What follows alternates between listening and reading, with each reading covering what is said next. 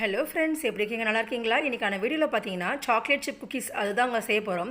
இதில் நான் கோதுமை மாவில் தாங்க செய்ய போகிறோம். நார்மலாக நம்ம மைதா மாவில் தான் எல்லா பிஸ்கட்டும் செய்வாங்க. கண்டிப்பாக அது மாதிரி குழந்தைங்களுக்குலாம் செஞ்சு கொடுக்காதீங்க, அது ரொம்ப உடம்புக்கு கெடுதி. இது மாதிரி கோதுமை மாவில் இது போல் பிஸ்கட் வீட்டிலே நீங்கள் செஞ்சு கொடுங்க. வாங்க எப்படி செய்யலான்னு பார்க்கலாம். அதுக்கு நான் ஒரு அரை கப்பு நான் கந்தசாரி சுகர், அதாவது மினரல் சுகர் ஆட் பண்ணியிருக்கிறேன். நான் இதில் ஒயிட் சுகர் எதுவுமே ஆட் பண்ணலை. இப்போ ஒரு மிக்ஸி ஜாருக்கு மாற்றிக்கலாம். இதில் நான் ஒரு 6 ஏலக்காய் சேர்த்துக்க போகிறேன். இதை நல்லா ஃபைன் பேஸ்ட்டாக அரைச்சிட்டு வந்துடுங்க. பாருங்கள், இது மாதிரி குறகுறப்பாக அரைச்சிக்கோங்க. பாருங்கள், ஒரு பவுல் எடுத்துக்கோங்க. இதில் நம்ம அரைச்சி வச்ச கந்தசாரி சுகர் அல்லது மினரல் சுகர்னு சொல்லலாம். இதை நம்ம சேர்த்துக்கலாம். இதில் நான் அரை கப்பு தேங்காய் எண்ணெய் சேர்த்துக்க போகிறேன். உங்களுக்கு விரும்பினா நெய் பட்டர் சேர்த்துக்கோங்க. இதில் நான் தேங்காய் எண்ணெய் சேர்த்துருக்கிறேன். இதில் நான் ஒரு கப்பு மாவு ஆட் பண்ணியிருக்கிறேன். அதாவது இது வீட் ஃப்ளோர், மைதா மாவு நான் ஆட் பண்ணலை. இதில் வாசத்துக்கு பார்த்திங்கன்னா நான் வெண்ணிலா எசன்ஸ் சேர்த்துருக்கிறேன். இது சேர்த்தாச்சு. இப்போ நான் டார்க் சாக்லேட் சிப்ஸை சேர்த்துருக்கிறேன். இதில் உங்களுக்கு வேணும்னா டைரி மில்கில் உள்ள கட் பண்ணி சேர்த்துக்கலாம். டார்க் சாக்லேட் சிப்ஸ் வீட்டில் இருந்தால் இது சேர்த்துக்கோங்க. இது ஒரு ஆப்ஷனல் தான். பாருங்கள், இதை நல்லா பிசைஞ்சு எடுத்துக்கலாம்.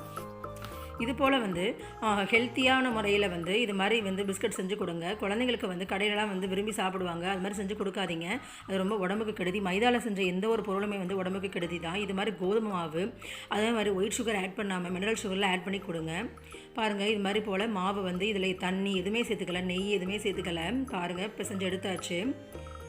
இந்த பிசைஞ்சு பார்த்தா இந்த கன்சிஸ்டன்சியில் இருக்கணும். இதுதான் கரெக்டான ஒரு மெத்தடு. அவ்வளோதான். இப்போ நம்ம ஒரு பேக்கிங் ட்ரே எடுத்துக்கலாம். இதில் ஒரு உருண்டை போல் பிடிச்சிட்டு அதை தட்டு போல் சைஸுக்கு மாற்றிட்டு நம்ம பிஸ்கட் செஞ்சுக்கலாம். இது போல் எல்லா பிஸ்கட்டையும் நம்ம செஞ்சு எடுத்துக்கலாம்.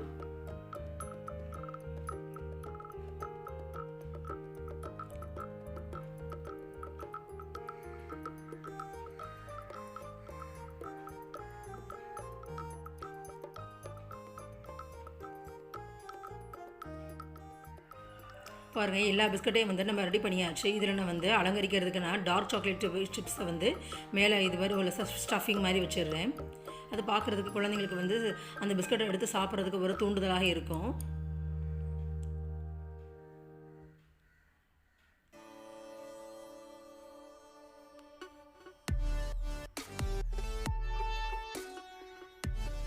இப்போ எல்லாமே பேக்கிங் ட்ரேயில் வச்சாச்சு. இதை நான் அவனுக்கு மாற்றி இப்போ பாருங்கள், இதை அவனில் 180 டிகிரி செல்சியஸில் 15 நிமிஷத்துக்கு நம்ம ப்ரீஹீட் பண்ணி எடுத்துக்கலாம்.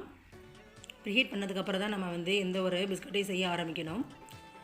இப்போ ப்ரீஹீட் பண்ணியாச்சு. இப்போ அதே 180 டிகிரி செல்சியஸுக்கு நான் 20 நிமிஷத்துக்கு நான் பேக்கிங் பண்ணிக்க போகிறேன். நீங்கள் நார்மலாக இதை அடுப்பில் கூட பண்ணலாம். அவ்வளோதான், பிஸ்கட் சூப்பராக ரெடி ஆகிடுச்சு. இப்போ நம்ம கூல் டவுன் பண்ணிடலாம். அதாவது ஆறுனதுக்கப்புறம் தான் நம்ம பிஸ்கட் உடச்சி பார்க்கணும், இல்லைனா பிஸ்கட் ஈரப்பதமாக இருக்கும். பாருங்கள், பிஸ்கட் ரெடி ஆகிடுச்சு. பாருங்கள், உடச்சி பார்த்தா அவ்வளோ கிறிஸ்பியாக இருக்கும். டேஸ்ட் பண்ணி பார்த்தா அவ்வளோ சாஃப்டாக இருக்கும். நீங்கள் ட்ரை பண்ணி பாருங்கள். கீ பட்டரில் செய்கிறதுக்கு பதிலாக இது மாதிரி நார்மலாக நம்ம யூஸ் பண்ணுற தேங்காயில் செஞ்சிங்கன்னா ரொம்ப சாஃப்டாக இருக்கும், ரொம்ப மனமாகவும் இருக்கும். குழந்தைகளுக்கு இது போல் செஞ்சு கொடுங்க. ரொம்ப ஹெல்த்தியான சாக்லேட் சிப்ஸ் பிஸ்கட் ரெடி ஆகிடுச்சு. ஓகே ஃப்ரெண்ட்ஸ், பாய்.